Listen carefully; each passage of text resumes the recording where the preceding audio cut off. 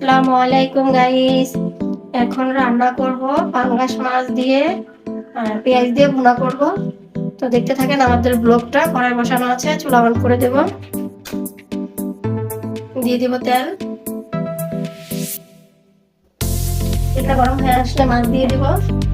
এখানে আমি ভালো করে নুন হলুদ মেখে রেখেছি পাঙ্গাস মাছে। দিয়ে দিব এক এক করে মাছ। মাছ ভালো করে উঠতে পারছি, লাল লাল করে ভেজে নিয়েছি। এখন উঠিয়ে নিব আমি। তেলে আমি পেঁয়াজ কুচি দিয়ে দিব পেঁয়াজ কুচি।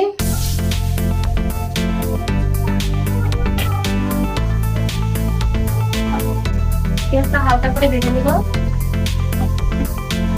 হালকা করে পেঁয়াজ ভেজে নিয়েছি, এক করে সব মশলা দিয়ে দিব। এখন আমি এখানে দিয়ে দিব হলুদের গুঁড়ো, মরিচের গুঁড়ো, লবণ, দিয়ে দিব আদা বাটা, রসুন বাটা, জিরা বাটা, দিয়ে দিব সামান্য একটু পানি মশলা কষানোর জন্য।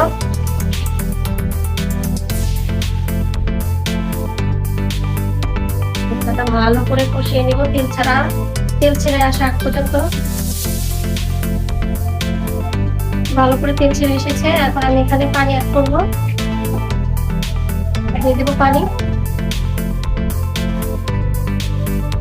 ঝোলটা ফুটে আসা লাগবে না। এখন আমি মাছটা অ্যাড করে দিব এখানে।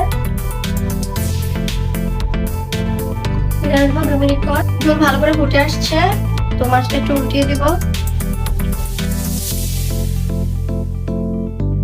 এই পর্যায়ে এখানে দিয়ে দিব ধনিয়া পাতা।